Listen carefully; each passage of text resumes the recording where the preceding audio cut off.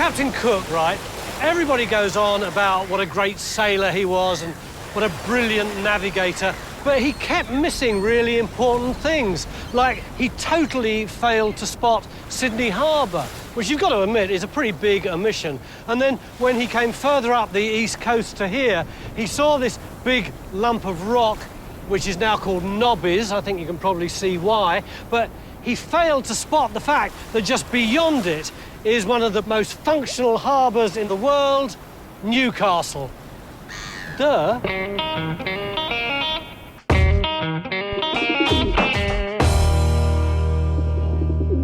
It seems I've been everywhere in Australia, but not Newcastle.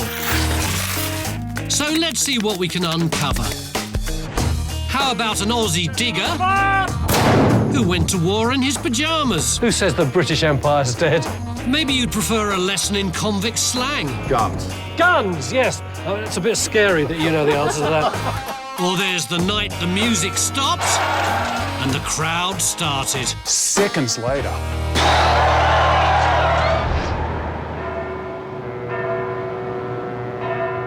So a city that went from a sail-by on a cook's tour to the biggest coal exporter in the world has plenty to offer. And it starts with the incredible shrinking Nobbys Head, that big hill behind me.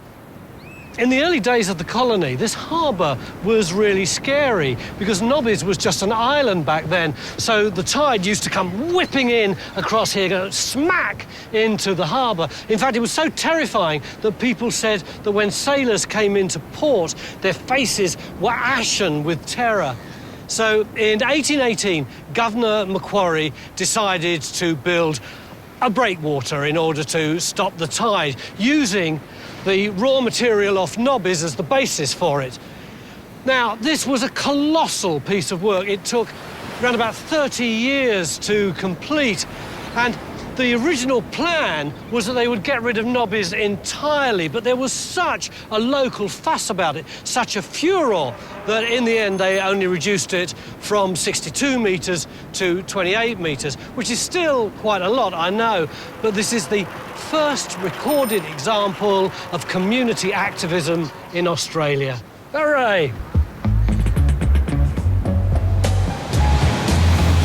So, having saved a lump of rock called Nobbys Head, the locals ended up with a beach which they called Nobbys Beach. I put it on my walk for two reasons. One, it gives me another chance to say Nobbys on the telly. And two, because of a very unusual visitor. Around here, the weather can change just like that, and it certainly did on June the 7th, 2007. There were 56 ships moored out here, all waiting to load up with coal.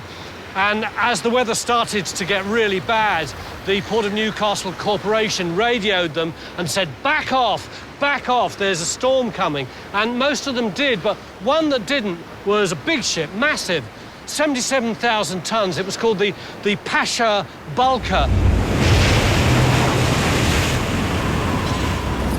By next morning, conditions had become horrific.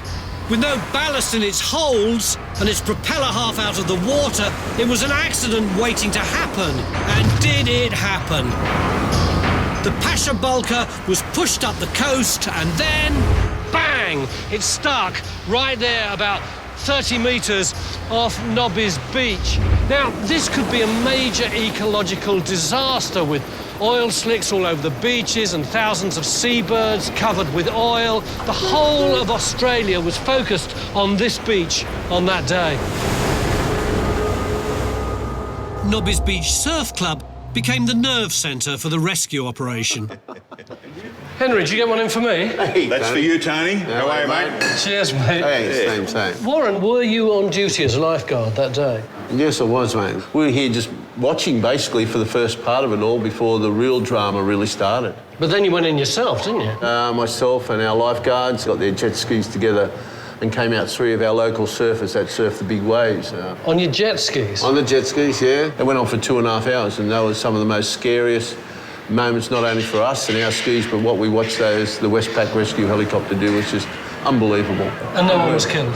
No one was killed. Everyone returned to shore safely, and they were very heroic, their job, what they did that day. Henry, apart from the issue of the crew, there were about 700 tonnes of fuel on board, weren't there? I'm not sure if they pumped it off or crated it off or how, but they got almost all that fuel off and left us with a very pristine beach. But once the original danger had been averted, it seems to me that the people of Newcastle quite enjoyed this moment of drama. It was the greatest tourism attraction we've had for years and years, and that lasted for quite a while. You have a look at that beer coaster there. One of our members decided that we could make a few dollars out of those. Made a lot of money for the surf club. Was very, very good for us, yeah. Do you reckon I could pinch this one? Yeah, if you're very quick, you could pinch that one, yes. Good to meet you both. Thanks for your bravery, mate.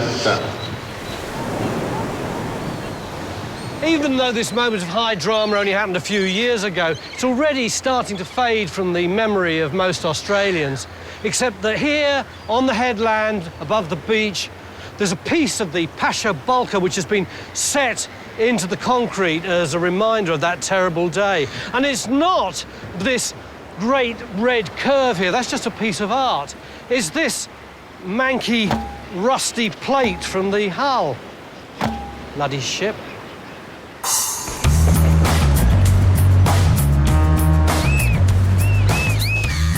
210 years before the Pasha Bulker gate crashed Newcastle, another unplanned boat arrival kick-started this place. On board was one Lieutenant John Shortland, who'd been sent from Sydney to chase escaped convicts.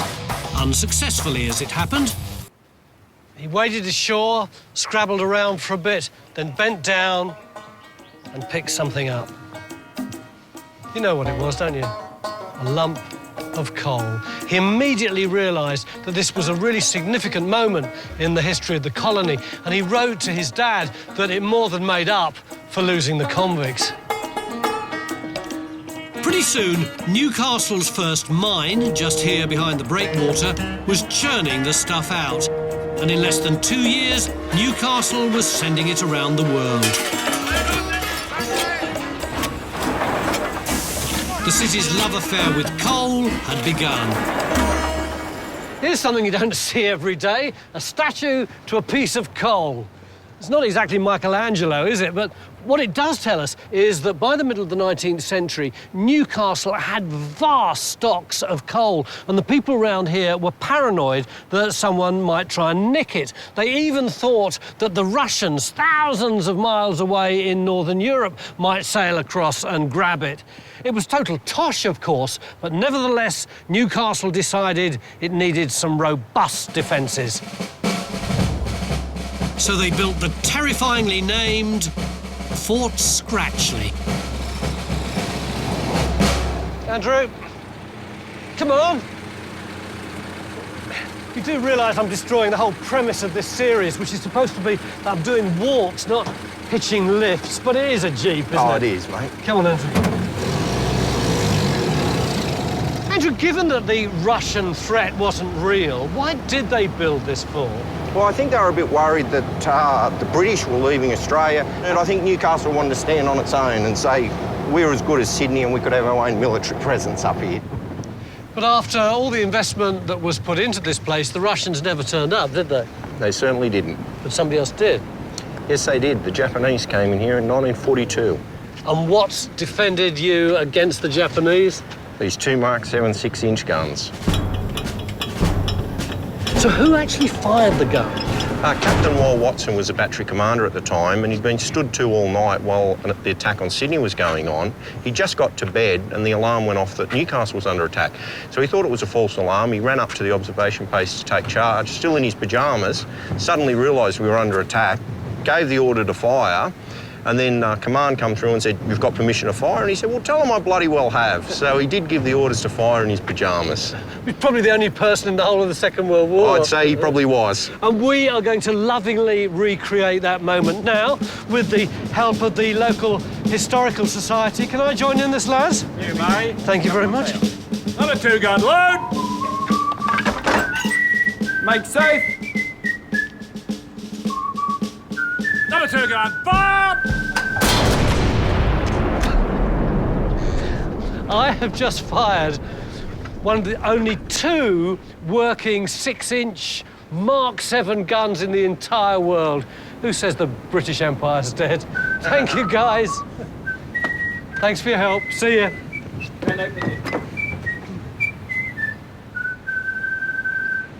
I'm just coming back down from the fort, heading towards town, but before I do that, I just want to show you this over here. You've no idea what you're looking at, have you? See where all those cars are parked? That is actually part of San Francisco, which I better explain, hadn't I? That's all reclaimed land, and it was reclaimed with ballast from the ships which came from San Francisco, and they dumped the ballast there before they picked up the coal. Why was there so much ballast in San Francisco?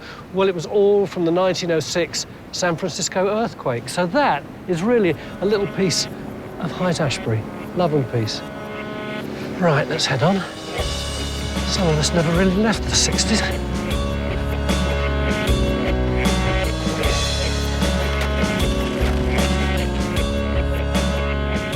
In early times, this area, East Newcastle, was home to the oarsmen who manned the port's pilot boats and lifeboats. So I wouldn't have lived here because, as a rower, I make a great pedestrian.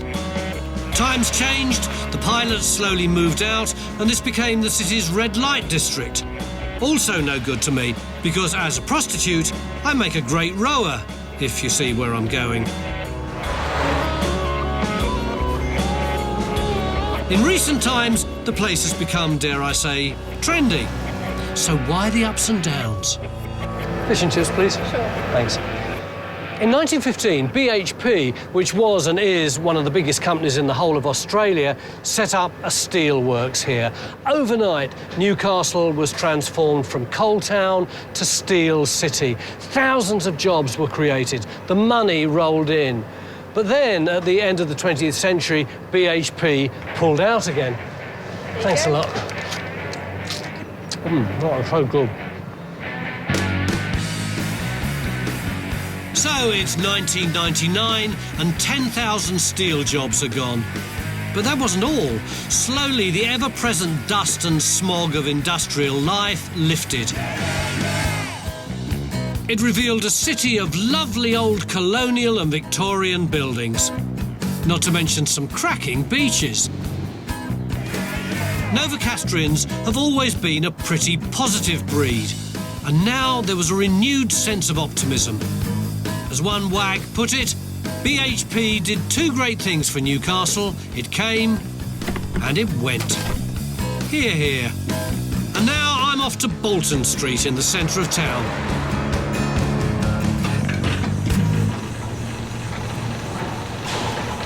This is exactly the kind of place that you need to explore if you're on a walk through history and you're looking for some rare historical jewels. I know this is just a rather ugly 60s or 70s car park, but look over here. Isn't that pretty? It's called Rose Cottage, and it's the oldest house in the whole of Newcastle, built around about 1828. It's great that it's been preserved and rather beautifully done, I think, but you'd hardly call it accessible, would you? Nevertheless, let's get inside.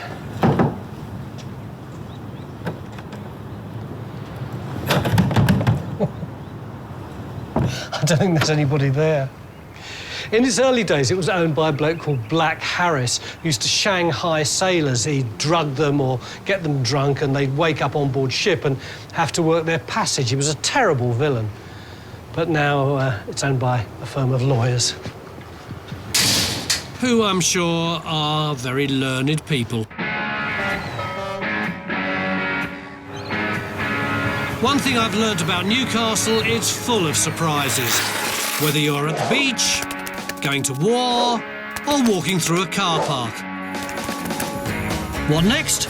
Well, the second half of our walk starts right here on King Street. It's a bit weird, isn't it, when you're walking through a city and suddenly you start climbing up a steep grassy knoll like something out of Jack and Jill Went Up the Hill.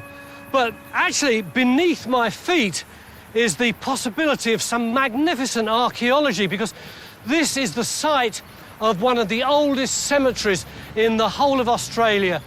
3,300 bodies stretching back to the year 1802. Sadly, there's no sign of them now, thanks to a typically insensitive 60s redevelopment, when the gravestones were ripped out to create a rest park. I reckon the only things resting here are dead shopping trolleys and bloodthirsty mozzies. But all isn't lost. The council have managed to identify where a lot of those gravestones were originally sited, and as you can see, they're starting to put a lot of them back. And you see that view of the sea over there? Well, you can't see it here or here or here or here, can you? So they're going to cut down as many of those trees as is possible, and hopefully they'll be able to create a fantastic new vantage site from which the people here can have a look at their city. But what really tickles me about this story is this. You remember I said in the 1960s, all of the graves were completely wiped away, completely destroyed. Well, that's true, except for one. This glorious thing. Who did it belong to? The first mayor of Newcastle and his wife.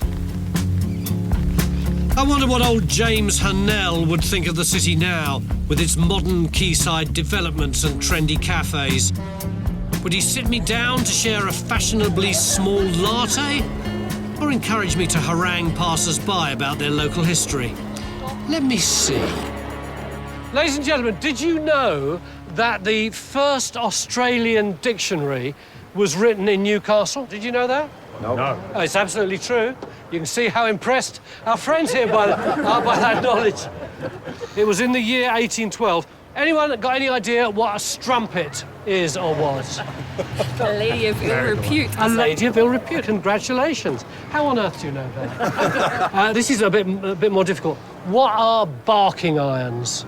Guns. Guns, yes, pair of guns. Bang, bang, bang. Well done. It's a bit scary that you know the answer to that. What is to frisk the Cly? Frisk the Cly. Here's a clue. To frisk the Cly. Sorry, just keep talking. Pickpocket? Yes, that is to pickpocket. To beef a man. Sounds fairly horrendous, doesn't it? What does to beef a man mean? Beat him up. No, it's the opposite, actually. It means to stop a thief.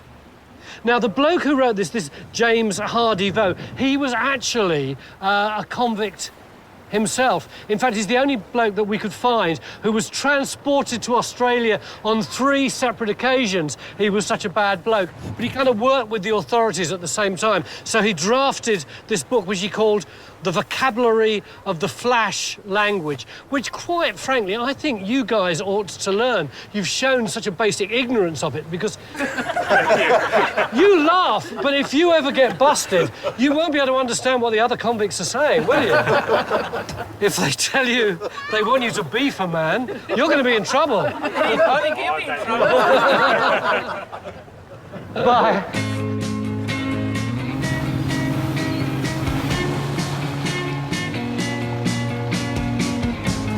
When I was 17, I used to work for a firm of ship's victuallers.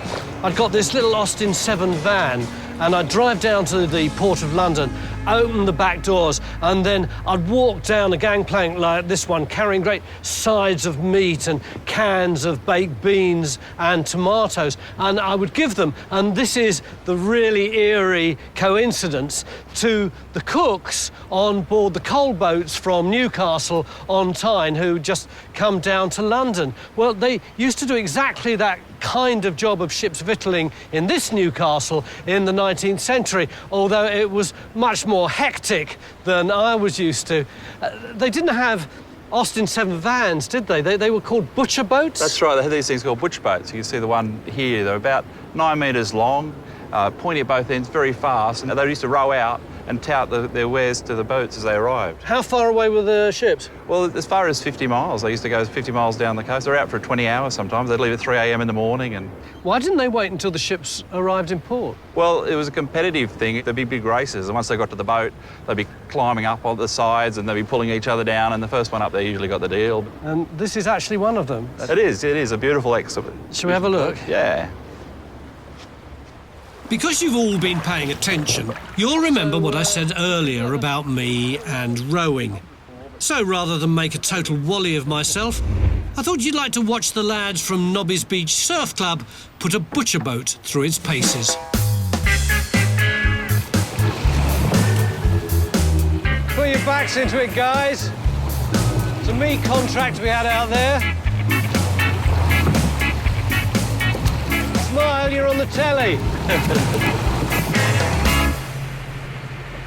Did the guys who rowed on the butcher's boats race in competitions? Yeah, definitely. They were professional rowers. In fact, Australia dominated the rowing from the 1870s through the early 1900s, mostly through professional rowers like this. Oh, that was slightly more difficult than driving an Austin 7, wasn't it? Just a little bit. Yeah. Thanks a lot for that, it was brilliant. Thank you, Tony. Thanks Cheers. for coming. I've done a bit of research which suggests that Newcastle and alcohol have a, well, colourful history. In the early days, one commanding officer was actually given the old heave-ho when his soldiers dobbed him in for drinking their grog. What a cheek. But the most famous incident of that ilk took place right here in this very alleyway and in this very building. Used to be known as the Star Hotel. It was owned by Tooth's Brewery, and they just took the rent. They didn't take the profit, so quite frankly, it didn't really matter to them whether the place was successful or not. And eventually Tooth said they'd demolish it, and local people were up in arms. On the fateful night of September the 19th, 1979, the final gig took place, the coppers moved in, and all hell broke out. Pete, this must have been a crazy place in those days. The craziest. So much so that the craziness still lives on 30 years down the track. And you were there on that celebrated night and were quite central to the events. Yeah, I was the guitar player and singer in the band called The Heroes, and we were the last band to play at the Star Hotel. When was the last time you were here? September 19th, 1979. So you haven't been here since? Nope. Driven past it 1,000 times, but never been here since. Do you want to come in and have another look? Love to.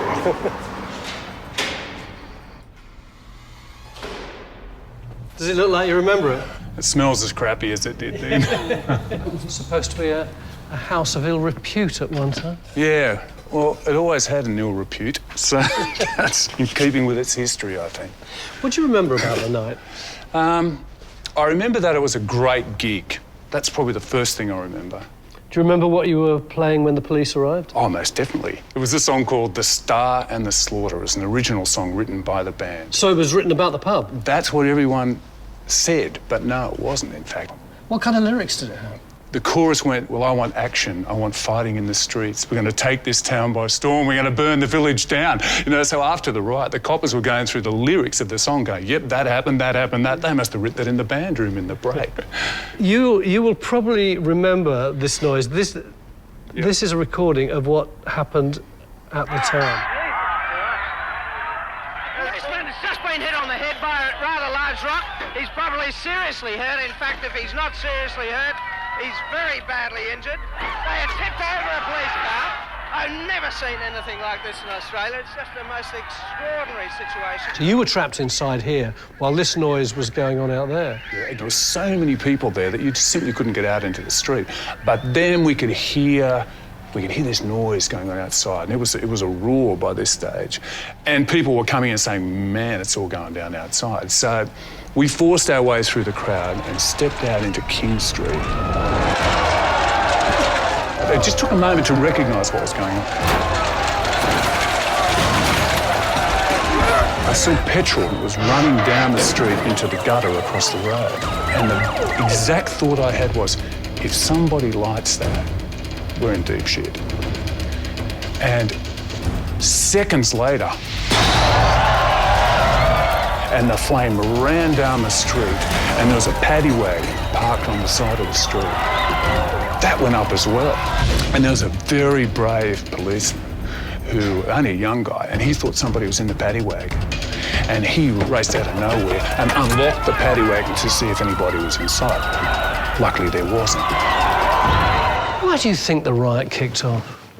The riot took place because there was too much alcohol and too many drugs. Then the Colosseum effect took over, and the punters just wanted blood.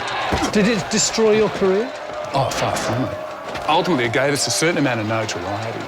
And we went on to do an album and a couple of singles, and we supported AC/DC on their tour of Australia in 1981. So my 15 minutes has lasted a fair while, Tony, I've got to tell you, you know. One night, 30 years ago, this whole alleyway was seething with alcohol and anger and drugs and inept policing. And now it's all quiet and it's just a bit of an old dump, really. You've got to love a historical walk that starts at the beach and ends at the pub. Very Newcastle, that. A sense of local identity seems to me to be really important round here. Everyone still reads the local paper and watches the local TV news. And while I've been on my walk, so many people have stopped me to tell me something about the history of the place, always with pride in their voices. Newcastle has changed an awful lot over the years, and since the closure of the steelworks in 1999, it's had to change even faster. And I bet you, if I come back here in 10 years' time on another walk, there'll be 100 more stories for me to tell about this gutsy, gritty town.